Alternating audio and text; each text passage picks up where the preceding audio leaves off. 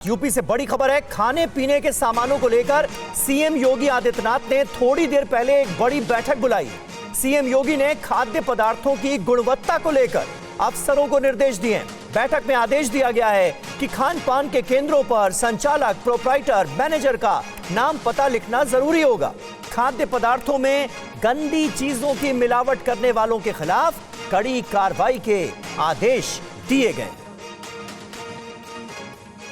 तो ये इस वक्त की अहम खबर आपको बता रहे हैं। सीएम योगी आदित्यनाथ ने खान पान के केंद्रों पर संचालक, प्रोप्राइटर, मैनेजर का नाम पता लिखना जरूरी कर दिया है। खाद्य पदार्थों में गंदी चीजों की मिलावट करने वालों के खिलाफ सख्त एक्शन लिया जाएगा, कड़ी कार्रवाई की जाएगी, इसके भी आदेश दिए गए हैं।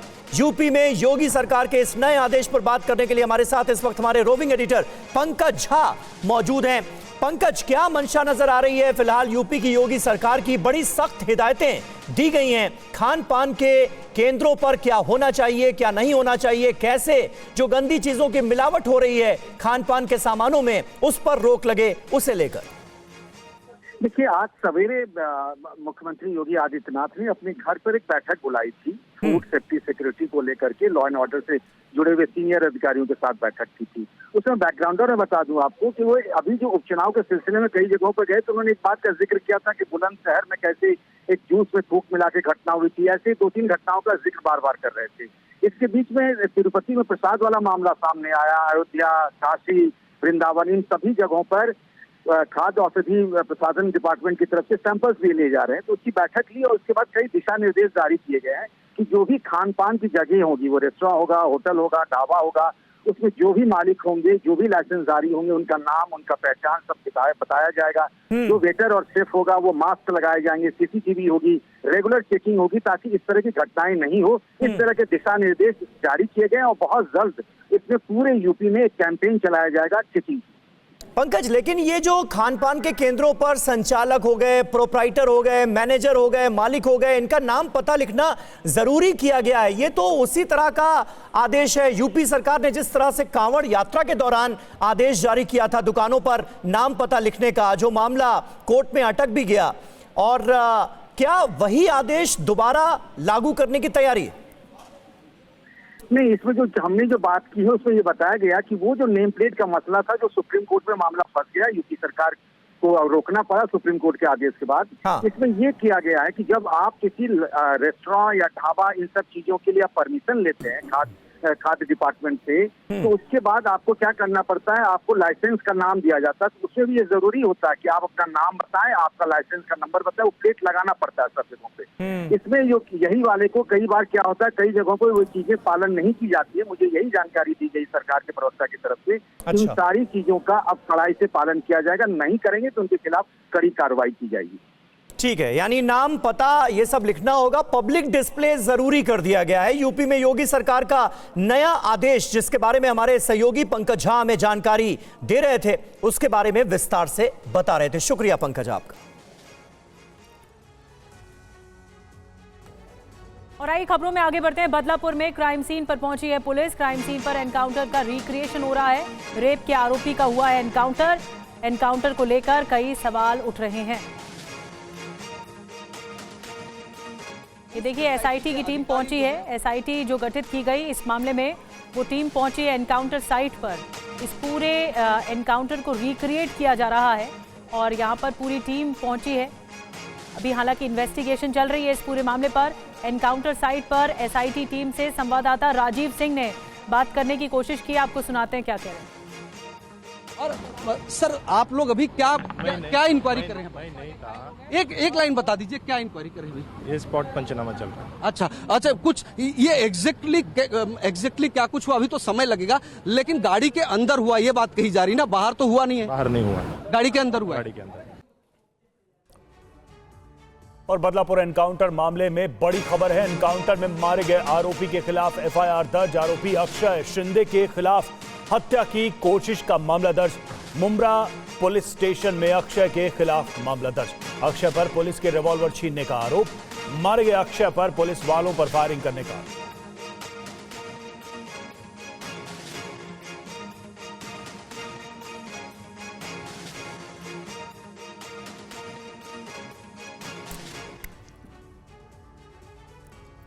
और बदलापुर एनकाउंटर पर टीवी9 की पड़ताल। जहां हुआ एनकाउंटर वहां पहुंचे टीवी9 रिपोर्टर। टीवी9 से लोगों ने कहा, हमने कोई आवाज नहीं सुनी, गोली चलने की कोई आवाज हमने नहीं सुनी।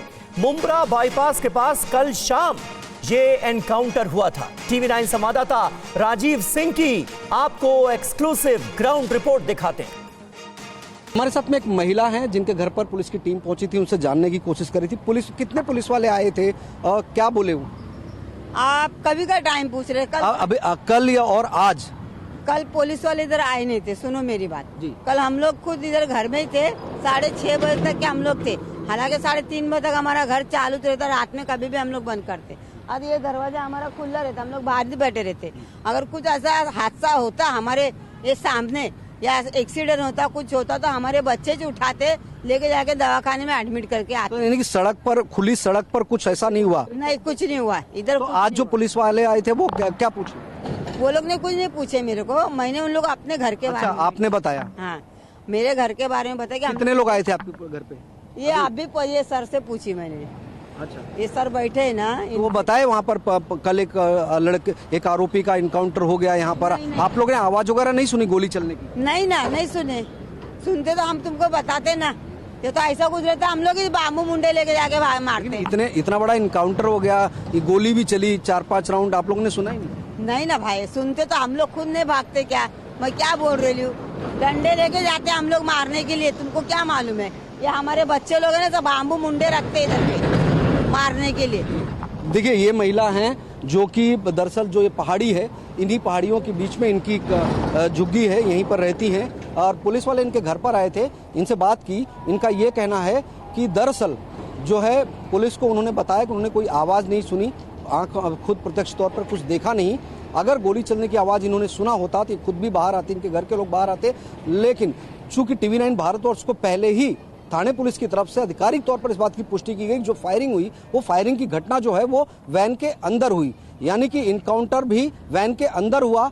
जो अक्षय शिंदे ने गोली चलाई पुलिस वालों पर, वो भी वैन के अंदर ही हुआ। तो जाहिर बात है कि एक सराउंडिंग प्लेस था, लेकिन यहाँ पर लगातार ट्रैफिक का भी आना जाना रहता है, बड़ी संख्या में हैवी गाड़ियाँ यहाँ से, हैवी व्हीकल्स निकलते हैं, तो शायद गोली चलने की आवाज़ बाहर तक नहीं आई, जैसा कि खुद यहाँ की एक स्थानीय महिला कह रही है, जो कि इस पहाड़ी पर एक छोटी सी झुग्गी में रहती है। कैमरा पर्सन सुभाष सिद्धांत के साथ राजीव सिंह, टीवी9 भारतवर्ष। और कल जिस जगह पर एनकाउंटर हुआ था उस जगह से टीवी9 संवाददाता राजीव सिंह की एक और रिपोर्ट दिखाते हैं। हमारे साथ में एक और महिला हैं, आप यहीं रहती हैं क्या? हाँ, यही झोपड़ा है हमारा। कल पुलिस की एक गाड़ी में गोली चली, एक आदमी ने पुलिस को गोली मारा, बाद में पुलिस वालों ने उसको गोली मार दिया, कोई आवाज नहीं सुना? नहीं, इधर गाड़ी की इतनी आवाज आती तो उसमें कहाँ सुनाई में देगा? गाड़ी धप धप धप धप जाती है, बड़ी बड़ी लॉरी है, देखते हैं। नहीं, इतने हादसे में कुछ नहीं हुआ। तो पुलिस ने जो गोली चलाई या आरोपी ने पुलिस पर गोली चलाई, ऐसा कुछ आप लोगों ने आंख से नहीं देखा? नहीं, आंख से कुछ नहीं देखे, हम लोग रात को सोते पड़े रहते हैं। अच्छा, लेकिन गोली चलने की भी आवाज नहीं सुनाई? नहीं, आवाज नहीं आई हमारे। अभी पुलिस वाले आए हैं, यहाँ से वहाँ तक सब देख रहे हैं, आप लोगों को भी लग रहा है कि कुछ बहुत बड़ी घटना हो गई है? नहीं, हमको ऐसा लगा कि रोड के लिए कुछ अपना कार्य सर्वे के लिए। बिल्कुल, यहाँ पर अब देखिए जो स्थानीय लोग हैं वो बता रहे हैं कि दरअसल पुलिस अधिकारी जो है यहाँ पर मुआयना कर रहे हैं, उन्हें भी बहुत ज्यादा इस घटना के बारे में जानकारी नहीं थी। दरअसल गोली चलने की आवाज बाहर ही नहीं आई, इसलिए बगल में जो झुग्गी झोपड़ियों में लोग रहते हैं वो ये बता रहे हैं कि उनको किसी तरह की घटना की जानकारी ही नहीं मिली। और इसी वजह से अब ये थ्योरी क्रिएट हो रही है, अपोजिशन ये आरोप लगा रहा है कि आखिर इतनी बड़ी घटना हुई, एक आरोपी पुलिस पर 3 राउंड फायरिंग करता है, उसके बाद पुलिस उसे सेल्फ डिफेंस में इनकाउंटर कर देती है, मार गिराती है, लेकिन किसी ने देखा नहीं, कोई प्रत्यक्षदर्शी नहीं। तो सवाल खड़ा होता है और इसी सवाल को जो है जानने और समझने के लिए अब एसआईटी का गठन किया गया है और वो एसआईटी जो इस पूरे मामले की जांच कर रही है। और बदलापुर में क्राइम सीन का रिक्रिएशन किया जा रहा है, देखिए रिपोर्ट। समय लगेगा, लेकिन गाड़ी के अंदर हुआ ये बात कही जा रही ना, और पूरे घटना स्थल को जो है समझने की कोशिश की जा रही है। इसके पहले पुलिस अधिकारियों की टीम ने लगभग 20 से 30 मीटर के दायरे को सर्कल में लिया और वहां पर मार्किंग भी की। अब देखिए यहाँ पर जो पुलिस की टीम थी, जो एसआईटी की टीम, वो दूसरी जगह पर पहुंची है, यानी कि घटना स्थल से लगभग 80 से 100 मीटर की दूरी पर। यहाँ पर भी पुलिस अधिकारी के जो हैं वो सड़क के दोनों तरफ जो हैं यहाँ पर मुआयना कर रहे हैं, जानने और समझने की कोशिश कर रहे हैं कि आखिर में ये पूरी घटना कैसे हुई। लेकिन सबसे बड़ा सवाल है कि एक वैन के अंदर एक आरोपी को लेकर जाया जा रहा था, क्या आरोपी के हाथ बंधे हुए नहीं थे? वो इस वजह से आरोपी ने जो है रिवॉल्वर छीनने की कोशिश की और वो सफल भी हुआ, और उसके बाद में उसने पुलिस पर 3 राउंड फायरिंग भी कर दी, लेकिन सेल्फ डिफेंस में पुलिस ने उसे मार गिराया। तो इसको लेकर बहुत सारे सवाल हैं, इन्हीं सवालों के जवाब तलाशने की कोशिश जो है एसआईटी के द्वारा किया जा रहा है। आप देखिए इस घटना स्थल को, क्योंकि यहाँ पर अभी आपको दिखाते हैं कि किस तरह से जो अधिकारी हैं वो यहाँ पर इस पूरी घटना को समझने की कोशिश कर रहे हैं। और बदलापुर एनकाउंटर पर सवाल उठने लगे हैं, जिसके बाद पूरे मामले की जांच अब एसआईटी को सौंप दी गई है। बदलापुर एनकाउंटर पर जारी सियासी घमासान के बीच महाराष्ट्र सरकार ने एसआईटी का गठन कर दिया है। अब पूरे मामले की जांच क्राइम ब्रांच के एसीपी राव उगले की अगुवाई में होगी। इस टीम में 8 अधिकारी शामिल होंगे। तलोजा जेल में बंद बच्चियों के साथ दरिंदगी करने वाले आरोपी अक्षय शिंदे का मुंबा बाईपास के पास कल एनकाउंटर कर दिया गया था। ये पूरा मामला एक स्कूल में यौन शोषण से जुड़ा हुआ था। ठाणे के आदर्श विद्या मंदिर की घटना में सफाई कर्मचारी अक्षय शिंदे पर आरोप लगा था कि यहां 13 से 16 अगस्त 2024 के बीच 2 बच्चियों का यौन शोषण हुआ था। एफआईआर दर्ज करने में आनाकानी करने के बाद जमकर विरोध प्रदर्शन हुआ था। बदलापुर एनकाउंटर के बाद विपक्ष ने कई सवाल उठाए हैं। शिवसेना यूबीटी नेता आदित्य ठाकरे ने पूछा है कि बदलापुर स्कूल के ट्रस्टी कहां हैं, उन्हें क्यों बचाया जा रहा है। आदित्य ठाकरे ने यह भी मांग की कि उन लोगों के खिलाफ मुकदमे वापस लिए जाएं जो इस घटना के बाद विरोध प्रदर्शन कर रहे थे। बदलापुर एनकाउंटर पर आरोपी के माता पिता भी सवाल उठा चुके हैं।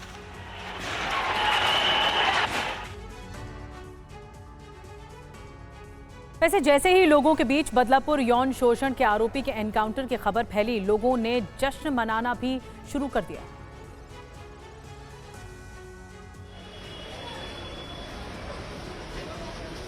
बदलापुर के लोग ये मान रहे हैं कि बच्चियों के साथ दरिंदगी करने वाले अक्षय शिंदे का एनकाउंटर कर पुलिस ने न्याय किया है। ठाणे में शिवसेना कार्यकर्ता बैनर पोस्टर के जरिए इसका इजहार करते नजर आए। आरोपी अक्षय शिंदे के एनकाउंटर की खबर लोगों तक पहुंची। स्थानीय महिलाओं ने एक दूसरे को मिठाई खिलाकर खुशी जाहिर की। अगली तस्वीर भी बदलापुर की है, जहाँ अक्षय शिंदे एनकाउंटर की खबर मिलने के बाद लोगों ने खुशी में आतिशबाजी की।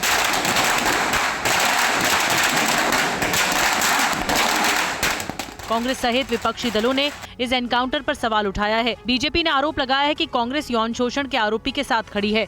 जब बदलापुर के अंदर कानूनी रूप से जब कार्रवाई होती है, पुलिस द्वारा कार्रवाई होती है, तो इसको कांग्रेस के नेता कोल्ड ब्लडेड मर्डर बुलाते हैं। दुख की बात यह है और पीड़ा की बात यह है कि ये महिलाओं के साथ खड़े होते हुए नहीं दिखते, परंतु अपने वोट बैंक के साथ में खड़े होते हुए दिखते हैं।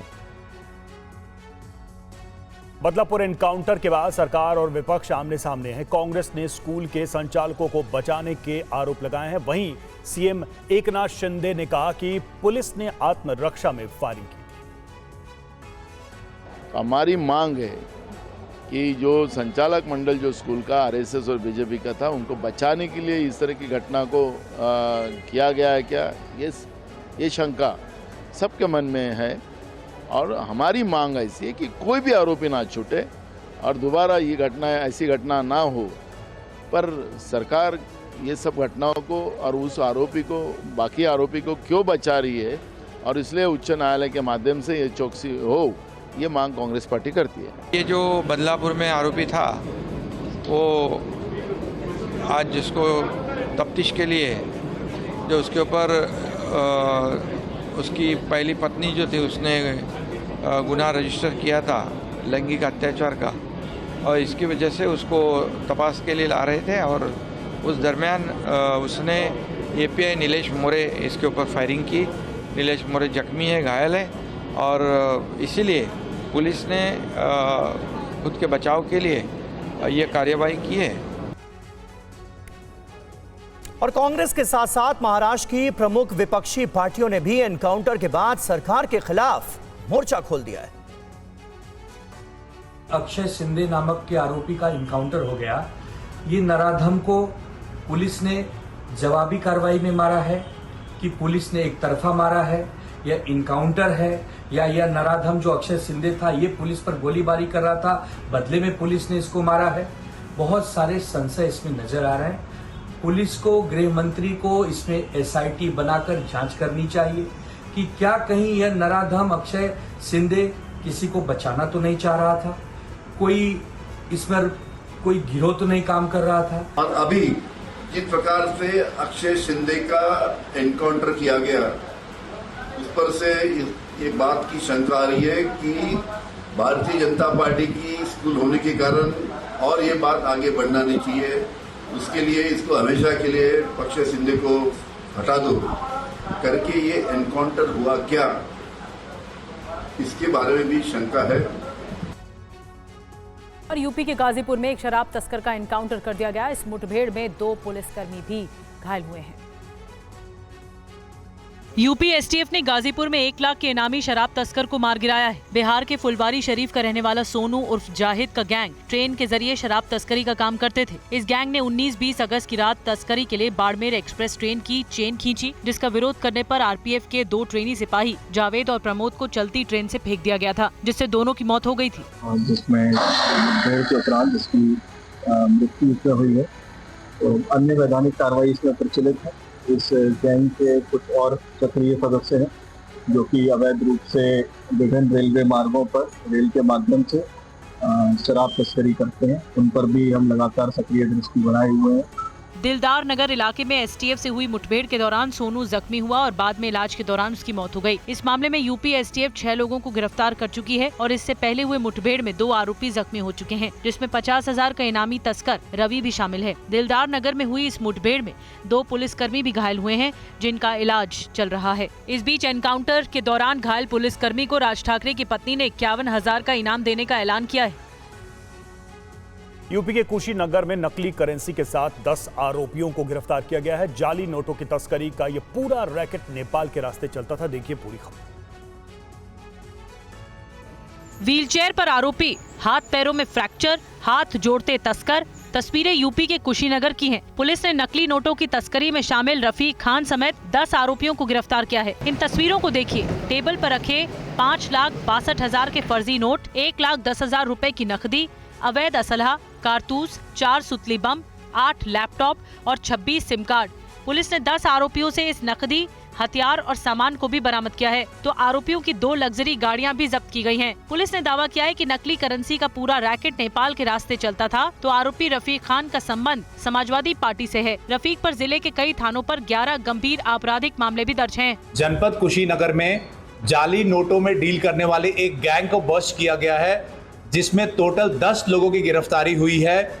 इनके पास से 5.5 लाख से भी ज्यादा जाली नोट वो बरामद हुआ है। पुलिस के मुताबिक रफीक खान का नेपाल, यूपी, बिहार और सीमावर्ती इलाकों में जाली नोट का कारोबार का नेटवर्क है। पुलिस अब तस्करी के इस पूरे रूट की जड़ तक पहुंचने की कोशिश कर रही है। और फर्जी नोट केस में समाजवादी पार्टी के नेता का कनेक्शन होने पर सियासत गर्मा गई है। समाजवादी पार्टी ने कहा है कि कानून अपना काम कर रहा है, तो यूपी सरकार में मंत्री ओपी राजभर कह रहे हैं कि हर अवैध काम में समाजवादी पार्टी के ही नेताओं का नाम क्यों आता है। किसी व्यक्ति का किसी केस में नाम आता है तो उस केस के तथ्यों के हिसाब से कार्रवाई होनी चाहिए। जिसका नाम आया है वो अपनी निष्पक्षता में, सफाई में जो तथ्य रखेगा उसका पुलिस संज्ञान ले, जो जितना दोषी उस पर कार्रवाई हो। कानून को अपना काम करना चाहिए, जिसका जितना गलती है उस पर उतनी कार्रवाई होनी चाहिए और जांच होनी चाहिए। और हम लोग भी उन्हीं विषयों पे मांग उठाते हैं जहां हमको सूचना होती है कि गलत कार्रवाई हो रही है। इस केस के तथ्यों का भी हम लोग पता करेंगे। हर मामले में सपा नेता क्यों आ रहे हैं? अयोध्या में रेप कांड में सपा नेता, कन्नौज में रेप कांड में सपा नेता, मऊ के रेप कांड में सपा नेता, अब नकली नोट वाले में भी सपा नेता। हर काम सपा नेता करते हैं। दुर्भाग्य है कि ऐसे लोग धरती पर देश के दुश्मन हैं, समाज के दुश्मन हैं। इन लोगों को तो तत्काल गिरफ्तार करके इनको सीधे जेल में भेजने की जमानत नहीं होनी चाहिए ऐसे लोगों को। और मुंबई में एआईएमआईएम कार्यकर्ताओं और पुलिस के बीच झड़प हो गई। विवादित बयान के खिलाफ तिरंगा रैली लेकर निकले कार्यकर्ताओं को नियंत्रित करने के लिए पुलिस को लाठियां भांजनी पड़ गई। ठाणे में एआईएमआईएम कार्यकर्ताओं की रैली। मुंबई की सड़कों पर पुलिस कार्यकर्ताओं को भगा रही है, लाठियां भांज रही है, सड़क पर हंगामा और बवाल हो रहा है। एआईएमआईएम की तिरंगा रैली में उस वक्त अफरा तफरी मच गई जब पुलिस ने इन्हें मुंबई में एंट्री देने से इनकार कर दिया। इस बीच ठाणे के आनंद नगर जकात नाका पर पुलिस और कार्यकर्ताओं के बीच बहस हो गई और धक्का मुक्की शुरू हो गई, जिसे नियंत्रित करने के लिए पुलिस ने लाठीचार्ज कर दिया और सड़क पर कोहराम मच गया। एआईएमआईएम कार्यकर्ता पूर्व सांसद इम्तियाज जलील की अगुवाई में रामगिरी महाराज और बीजेपी नेता नितेश राणे के विवादित बयान के विरोध में तिरंगा रैली निकाल रहे थे। ये रैली संभाजी नगर से मुंबई के लिए निकाली गई थी, लेकिन पुलिस ने कार्यकर्ताओं को बीच में रोक दिया। देर रात ठाणे इलाके में पुलिस और कार्यकर्ताओं के बीच झड़प चलती रही और पुलिस कार्यकर्ताओं को हटाने की कोशिश करती रही। हालात उस वक्त और बिगड़ गए जब ठाणे पहुंचने के बाद रैली में भिवंडी मुंब्रा इलाके के लोग भी शामिल हो गए और धीरे धीरे हालात बिगड़ते चले गए।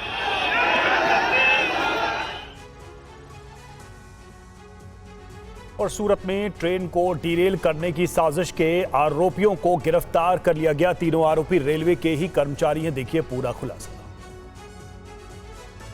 पुलिस की गिरफ्त में आए इन तीनों आरोपियों ने ही सूरत में ट्रेन डीरेल की साजिश रची। मामले में नया खुलासा हुआ है। तफ्तीश में पता चला कि इसकी जानकारी देने वाला कीमैन ही आरोपी है। दरअसल कीमैन सुभाष कुमार पोदार ने कबूला कि उसने इनाम और प्रमोशन पाने के लिए 2 अन्य कर्मचारियों की मदद से ये साजिश रची थी। सुभाष, मनीष और शुभम तीनों ने कन्फेस किया कि प्रसिद्धि के लिए और इनाम के लिए तथा जो नाइट पेट्रोलिंग चल रही है वो अभी बंद होने वाली है, तो वो थोड़ा नाइट पेट्रोलिंग ज़्यादा चले ताकि इनको डे का ऑफ भी मिल पाए। इन 2 मोटिव के चलते इन्होंने ही खुद ये पैडलॉक और ये फिश प्लेट निकाला। घटना से जुड़े हुए, नेशनल सिक्योरिटी से जुड़े हुए और पब्लिक सेफ्टी से जुड़े हुए और भी जो सारे एंगल हैं उन सब पे भी पुलिस अभी इन्वेस्टिगेशन कर रही है। 21 सितंबर को सूरत में किम रेलवे स्टेशन के पास ट्रेन को डीरेल कराने की साजिश रची गई। रेलवे ट्रैक की फिश प्लेट खोलकर ट्रैक पर रखी गई। तीनों आरोपियों पर ट्रैकमैन के तौर पर ट्रैक मेंटेनेंस की जिम्मेदारी थी। इन तीनों ने प्रमोशन और इनाम पाने के लिए ये पूरी साजिश रची। और मुंबई के मशहूर सिद्धिविनायक मंदिर में लड्डू वाले प्रसाद में चूहे दिखने का दावा किया गया है। सवाल उठने के बाद मंदिर ट्रस्ट अब इस पूरे मामले की जांच कराएगा। अब सिद्धिविनायक मंदिर के प्रसाद पर विवाद खड़ा हो गया है। एक वीडियो वायरल होने के बाद दावा किया गया है कि मंदिर के प्रसाद में चूहे के बच्चे मिले हैं। तस्वीरों में प्रसाद रखने वाला कैरेट दिखाई दे रहा है जिसे कुतरा गया है। कैरेट के एक कोने में चूहे के बच्चे दिखाई दे रहे हैं। वीडियो सामने आने के बाद मंदिर ट्रस्ट के अध्यक्ष सदा सवर्णकर ने प्रसाद की शुद्धता को लेकर जवाब दिया है। पिछले 2 दिन से एक वीडियो वायरल हो रहा है। वो वीडियो में ऐसे कुछ प्लास्टिक में बंद हुआ कोई चीज़ दिख रहा है। वो कहाँ का है, क्या है, वो आज तो नहीं समझ रहा है। हम लोग उसका जांच कर रहे हैं। ऐसी कोई भी चीज़ वहाँ नहीं दिखेगी या नहीं रहेगी, इसलिए कि हम लोग बहुत नीट क्लीन रखने का कोशिश करते हैं। और इसलिए हम लोग आज तो यही बोलेंगे कि भाई ये यहाँ का है ही नहीं। सिद्धिविनायक मंदिर ट्रस्ट का कहना है कि वीडियो हमारे मंदिर का नहीं है। मंदिर प्रबंधन ने कहा है कि ये ट्रस्ट को बदनाम करने की साजिश हो सकती है। इस वीडियो से सही लोकेशन की कोई पुष्टि नहीं हो रही है। और आज दिल्ली की मुख्यमंत्री आतिशी ने हनुमान मंदिर में दर्शन पूजन किए हैं। उन्होंने कहा कि हनुमान जी ने हमेशा आम आदमी पार्टी और केजरीवाल को संकट से निकाला है। तस्वीरें कनॉट प्लेस वाले हनुमान मंदिर की हैं। दिल्ली के मुख्यमंत्री आतिशी ने आज सुबह कनॉट प्लेस के हनुमान मंदिर में दर्शन पूजन किए। उन्होंने पूजा अर्चना करने के बाद कहा कि हनुमान जी ने हर संकट में आम आदमी पार्टी और अरविंद केजरीवाल की रक्षा की है। हनुमान जी हमारे संकट मोचन रहे हैं। पिछले 2 साल में आम आदमी पार्टी पर, दिल्ली सरकार पर, हमारे नेता अरविंद केजरीवाल जी पर हर तरह के हमले हुए हमारे दुश्मनों द्वारा। हनुमान जी ने हर संकट में आम आदमी पार्टी की रक्षा करी, अरविंद केजरीवाल जी की रक्षा करी, दिल्ली सरकार की रक्षा करी और दिल्ली वालों की रक्षा करी। तो आज हनुमान जी से मैंने एक ही चीज़ मांगी है कि जिस तरह से उनका आशीर्वाद हमेशा हम पे बना रहा है वैसे ही बना रहे। हम उनके आशीर्वाद के साथ दिल्ली वालों के काम करते रहें और उनके आशीर्वाद के साथ आने वाले चुनाव में अरविंद केजरीवाल जी को फिर से दिल्ली का मुख्यमंत्री बनाएं। सीएम आतिशी ने कहा कि आने वाले चुनाव में फिर से अरविंद केजरीवाल को मुख्यमंत्री बनना है। केजरीवाल हमेशा विरोधियों के निशाने पर रहे। हनुमान जी हमारे संकट मोचक हैं और वो सब संकट दूर करेंगे। आम आदमी पार्टी के सांसद संजय सिंह ने आरोप लगाया कि बीजेपी सरकार ने महाराष्ट्र में 6600 मेगावाट बिजली प्लांट लगाने का ठेका बिना टेंडर निकाले पसंदीदा कंपनी को दे दिया। आदरणीय नरेंद्र मोदी जी ने 2014 में जब इस देश में महामानव के रूप में जन्म लिया, उसी समय सुप्रीम कोर्ट ने कहा कि हे महामानव, इस देश में जितने भी बिजली के ठेके निकालना, ऐसे निकालना जिसमें प्रतियोगिता बढ़े और जनता को सस्ती बिजली मिले। तो महामानव की डबल इंजन की सरकार है महाराष्ट्र में। तो महामानव ने कहा कोई कंपटीशन न रहे, सुप्रीम कोर्ट का आदेश है तो होने दो, किनारे मारो सुप्रीम कोर्ट का आदेश। बोले 5000 मेगावाट सोलर बिजली चाहिए और 1600 मेगावाट थर्मल बिजली चाहिए। टेंडर निकल गया। जाहिर सी बात है, इतनी बड़ी बिजली की सप्लाई इस देश में कौन दे सकता है? आप लोगों के मन में तो नाम चलना शुरू हो गया होगा। इतनी बड़ी बिजली की सप्लाई महामानव के दोस्त के अलावा तो कोई दे नहीं सकता। और बीजेपी सांसद रवि किशन के बयान पर बवाल मचा हुआ है। समाजवादी पार्टी ने उनके खिलाफ सख्त एक्शन की मांग की। तिरुपति मंदिर लड्डू विवाद पर बीजेपी सांसद रवि किशन के बयान से सियासी घमासान मच गया। रवि किशन ने कहा कि ऐसी घटनाओं को रोकने के लिए अब हथियार उठाने की जरूरत है। रवि किशन का ये वीडियो 21 सितंबर का बताया जा रहा है। रवि किशन के बयान को समाजवादी पार्टी ने भड़काने वाला बताया और एक्शन लेने की मांग की। भाषण दे रहे हैं, वो बता रहे हैं कि तिरुपति बालाजी मंदिर में मटन और बीफ पीस के लड्डू बनाए जा रहे थे और इस तरह की का बयान बहुत ही निंदनीय है। वो लगातार कह रहे हैं कि वहाँ नॉन हिंदू मंदिर चला रहे थे। ये बिल्कुल तथ्यहीन बातें हैं और ऐसी जिम्मेदार पद पर रह के इस तरह की दुर्भावनापूर्ण द्वेष फैलाने वाली बातें करने वाले व्यक्ति पे पुलिस को मुकदमा लेके कार्रवाई करनी ही चाहिए। और उत्तर प्रदेश के बांदा में एक युवती ने फांसी लगाकर सुसाइड कर लिया। ये लड़की मनचले शख्स की छेड़खानी से 1 साल से परेशान थी। लड़की पिछले 1 साल से परेशान थी क्योंकि स्कूल जाते समय रास्ते में उसके साथ छेड़खानी की जाती थी। लड़की की आत्महत्या के पीछे दबंग महेश निषाद को आरोपी बताया गया है, जो आए दिन लड़की को परेशान करता था और फोन पर मैसेज भी करता था। अब पुलिस आरोपी की तलाश में छापेमारी कर रही है। लड़की के पिता श्री जगरूप द्वारा एक प्रार्थना पत्र देकर अवगत कराया गया। उन्हीं के गाँव का महेश पुत्र रामचंद्र निषाद, जो उनकी पुत्री को प्रताड़ित करता था, धमकाता रहता था, जिसके कारण उनकी पुत्री ने आत्महत्या की है। इस संबंध में भी थाने पर अभियोग पंजीकृत किया जा रहा है। परिजनों का आरोप है कि इस मामले की जानकारी पुलिस को पहले भी दी गई थी, लेकिन पुलिस ने समय रहते एक्शन नहीं लिया और बच्ची की जान चली गई। परिजनों ने बताया कि आरोपी लड़की को रास्ते में रोकता था। परिजनों ने कई बार आरोपी को भी समझाने की कोशिश की, लेकिन वो नहीं माना। बांदा के तिंदवारी थाना इलाके में हुई इस घटना के बाद स्थानीय लोग प्रशासन से एंटी रोमियो स्क्वाड को फिर से सक्रिय करने की मांग कर रहे हैं, ताकि मनचलों की मनमानी पर रोक लगाई जा सके।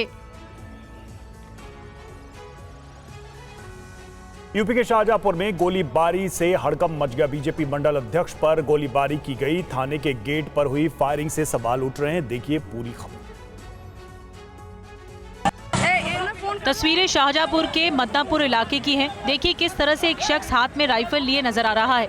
आरोप है कि इसी लाइसेंसी राइफल से बीजेपी मंडल अध्यक्ष विजय चौहान पर थाने के बाहर फायरिंग की गई।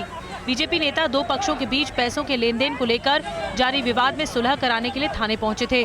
वीडियो में देखा जा सकता है कैसे थाने के गेट पर दबंग राइफल लहरा रहे हैं। इस बीच फायरिंग भी होती है, वहीं पुलिस तमाशबीन बनी खड़ी रहती है। थाना बदनापुर क्षेत्र के अंतर्गत आज अपराह्न में पुलिस को जानकारी हुई कि सत्येंद्र सिंह और हरसिमरन सिंह दोनों सगे साले और बहनोई हैं। इनके मध्य में 1 लाख रुपए और 1 लाख रुपए के लेने देने कुछ विवाद था। उसी विवाद में दोनों पक्षों को वार्ता के लिए थाने पर बुलाया गया। वार्ता होने के उपरांत दोनों पक्ष बाहर चले गए। बाहर जाने के उपरांत दोनों पक्षों में किसी बात को लेकर कहासुनी हुई, झगड़ा हुआ। एक पक्ष ने दूसरे पक्ष को धमकाने के उद्देश्य से हवाई फायरिंग कर दी। इस दबंगाई का वीडियो सोशल मीडिया पर वायरल हो रहा है। फिलहाल पुलिस ने करीब 6 आरोपियों के खिलाफ FIR दर्ज की है। पूर्वी दिल्ली के शकरपुर में एक नाबालिग की चाकू से गोदकर हत्या कर दी गई। हत्या का आरोप उसके दोस्त पर ही लगा है। मोबाइल खरीदने पर पार्टी नहीं दी तो दोस्तों ने मार्केट में दौड़ा दौड़ा कर चाकुओं से गोदकर मार डाला। वारदात दिल्ली के शकरपुर मार्केट में हुई। चाकू से गोदकर एक नाबालिग को उसके दोस्तों ने बीच बाजार में बेरहमी से मार डाला। नाबालिग ने मोबाइल खरीदने पर दोस्तों को पार्टी नहीं दी थी। इसी बात को लेकर विवाद शुरू हुआ। देखते ही देखते विवाद इतना बढ़ जाता है कि उसके दोस्तों ने चाकू से उस पर हमला कर दिया और वारदात के बाद आरोपी फरार हो गए। मृतक की पहचान 16 साल के सचिन के तौर पर हुई है। सचिन अपने परिवार के साथ शकरपुर इलाके में रहता था। परिवार में माता पिता समेत कई सदस्य हैं। सचिन शकरपुर इलाके के एक सरकारी स्कूल में 9वीं कक्षा में पढ़ाई करता था। वारदात के वक्त मौके पर मौजूद लोगों ने बताया कि 3 लोगों ने दौड़ाकर नाबालिग पर चाकू से वार किए। कितने चाकू मारे गए, कुछ दिखाया पुलिस वालों ने या कुछ बताया? नहीं देखा, पीठ में चाकू लगा। रीड किया थी। पुलिस ने आरोपियों की पहचान कर ली है। आरोपी भी नाबालिग है। आरोपियों की तलाश में पुलिस छापेमारी कर रही है। और एक बड़ी खबर बता दें, ई कॉमर्स कंपनियों के फर्जी ऑफर पर एक्शन की तैयारी चल रही है। लोक लुभावन ऑफर वाले कंपनियों पर कदम उठाएगी सरकार। अनफेयर ट्रेड प्रैक्टिस का केस और जुर्माने की तैयारी है। दीपावली तक उपभोक्ता मंत्रालय एक ड्राइव चलाएगा, एक मुहिम चलाएगा इसको लेकर। और TV9 ने उपभोक्ता मामलों की सचिव निधि खरे से बातचीत की है। क्या कुछ उनका कहना है, आपको सुनवाते हैं। हमारे साथ उपभोक्ता मामलों के मंत्रालय की सचिव निधि खरे जी साथ में हैं। निधि मैम, जो हेल्थ वॉशिंग वाला इशू है उस पर अभी तक क्या एक्शन लिया गया है और अब उसमें आगे किस तरह से बात बढ़ रही है? आपने देखा होगा कि बहुत सारे प्रोडक्ट्स खास करके जो इस तरह के अपने इंग्रेडिएंट्स, फूड इंग्रेडिएंट्स इस प्रकार के बताते हैं कि ये बहुत ही ज़्यादा अच्छे हैं, न्यूट्रास्यूटिकल्स हैं या बेसिकली विटामिन्स को लेकर के, प्रोटीन्स को लेकर के बहुत ज़्यादा भ्रामक एक तरह से क्लेम्स करते हैं। इवन लेबलिंग पर भी वो सही प्रकार से अपनी चीज़ों को जो मैंडेटरी रूप से लिखना चाहिए वो नहीं हो रहा है। ई कॉमर्स पे भी बहुत सारे ऐसे हेल्थ से रिलेटेड, वेलनेस से रिलेटेड प्रोडक्ट्स बिकते हैं। उनमें जो मैंडेटरी रूप से जो ग्राहक को जानकारी देनी चाहिए और उसके बारे में जो एक बहुत ही भ्रामक रूप से फैंटेसाइज करके दिया जाता है, इस पर विभाग को लगता है कि इस पर कुछ नियंत्रण होना चाहिए और कुछ गाइडलाइंस इस पे भी आनी चाहिए। तो इसी विषय को ध्यान में रखते हुए एक कमेटी का गठन किया जा रहा है जो इसे एग्जामिन करेगी, इस इशू को, और देखेगी कि इसमें किस प्रकार से एक गाइडलाइंस लाई जा सके। और अब बस समझिए सरकार को ऐसा कदम उठाने पर मजबूर क्यों होना पड़ रहा है। कई कंपनियों पर झूठे विज्ञापन देने का आरोप है। प्रोडक्ट को बढ़ चढ़ कर दिखाया जाता है, लोगों को भरोसा दिलाया जाता है प्रोडक्ट प्रभावशाली है, विज्ञापन के वादों से उलट होता है प्रोडक्ट का परफॉर्मेंस, और डिस्काउंट पर भी भ्रमित करने वाली जानकारी रहती है। त्योहार वाले सीजन में लोक लुभावन ऑफर्स की बाढ़ आ जाती है। आगे बढ़ते हैं। देश भर में लगातार हो रहे रेल हादसों के बीच भारतीय रेलवे ने पहली बार रेल रक्षक दल बनाया है। ये रेल रक्षक दल घटना स्थल पर तुरंत पहुंचकर रेस्क्यू ऑपरेशन को अंजाम देगा। भारतीय रेलवे ने पायलट प्रोजेक्ट के तहत इसे NWR जोन राजस्थान में लॉन्च किया है। तो ये तस्वीरें भी आपको दिखा रहे हैं और भारतीय रेलवे की ये अहम पहल आप मान सकते हैं, क्योंकि बीते दिनों तमाम रेलवे हादसों की कैसे साजिशें रची जा रही हैं, इससे जुड़ी तमाम तस्वीरें, तमाम खबरें सामने आई हैं। और अब भारतीय रेलवे की तरफ से, इंडियन रेलवे की तरफ से एक रेल रक्षक दल बनाया गया है और पायलट प्रोजेक्ट के तहत इसे राजस्थान में NWR जोन में लॉन्च किया गया है।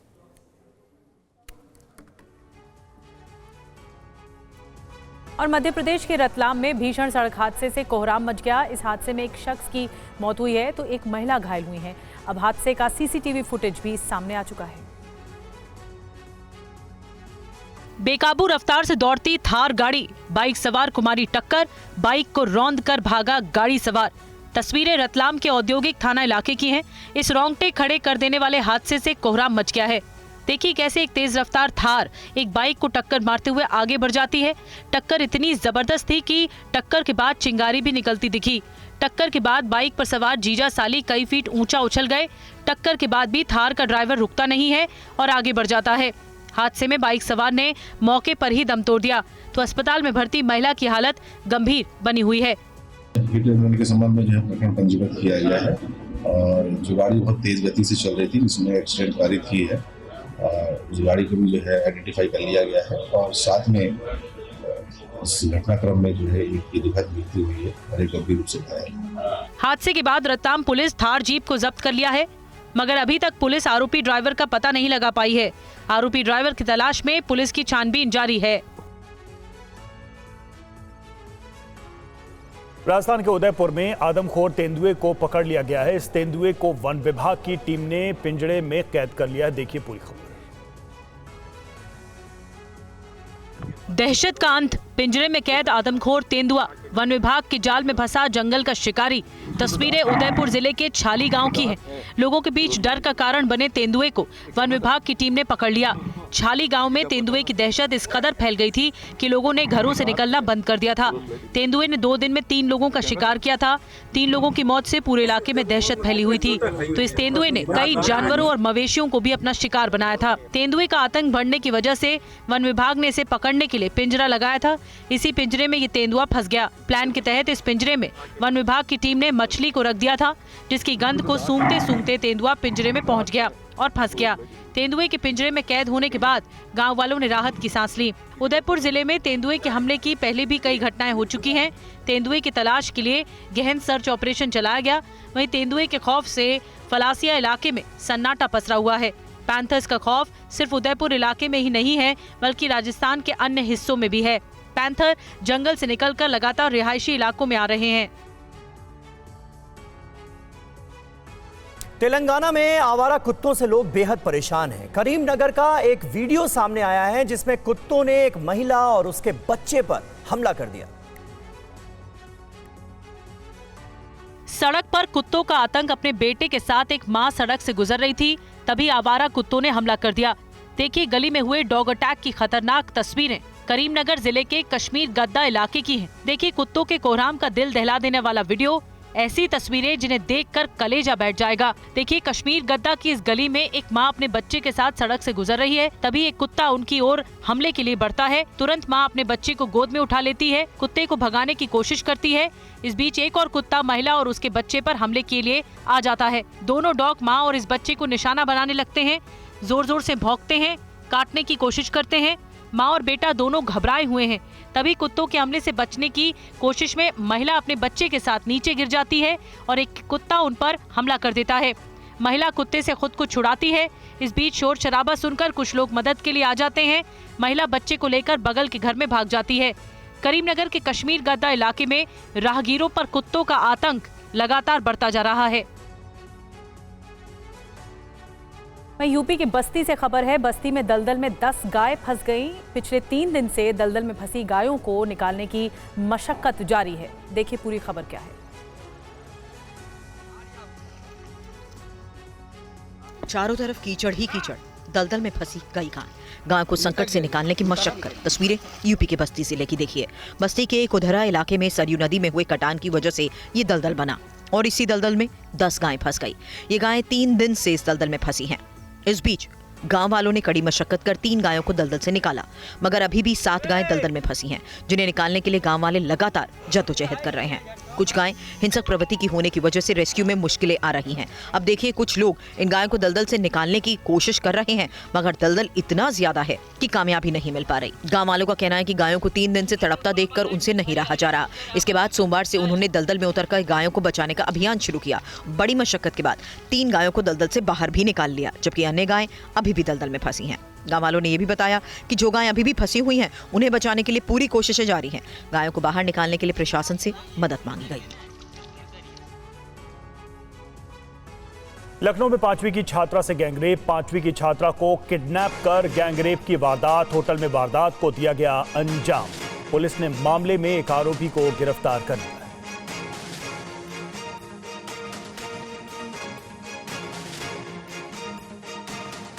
थाना क्षेत्र सरोजनी नगर में एक तहरीर प्राप्त हुई है। तहरीर के आधार पर सुसंगत धाराओं में अभियोग पंजीकृत कर लिया गया है। जो नामजद अभियुक्त है उनमें से एक को हिरासत में लेकर गहनता से पूछताछ की जा रही है। उक्त घटना के संबंध में एक होटल का सीसीटीवी फुटेज भी प्राप्त हुआ है, उसकी भी गहनता से जांच की जा रही है। अग्रिम वैधानिक कार्रवाई की जा रही है। पंकज हमारे रोविंग एडिटर हमारे साथ जुड़ चुके हैं। पंकज, इस पूरे मामले में अब तक क्या कार्रवाई की गई है पुलिस की तरफ से? देखिए, अभी आपने डीसीपी केशव कुमार मिश्रा को सुना है। मामला ये कल दोपहर की है। आरोप है कि 5वीं क्लास में पढ़ने वाली एक लड़की का, 2 लड़कों का, जिनको नामजद किया गया है, एक दानिश है और एक और लड़के हैं, उन दोनों, दानिश और आमीन, इन दोनों में से एक को हिरासत में लिया गया है। मेडिकल टेस्ट कराया गया, लेकिन उसकी भी रिपोर्ट नहीं आई है। इसमें ये कहा जा रहा है कि मेडिकल रिपोर्ट आने के बाद और सीसीटीवी ले ली गई, जिस होटल में रेप करने का आरोप लग रहा है, उसके बाद ही इस मामले में कहा जा सकता है कि आखिर घटना क्या हुई है और इस घटने के लेकर जिन लोगों पर आरोप लगे हैं उनका क्या रोल रहा है। शुक्रिया पंकज आपका इस जानकारी का।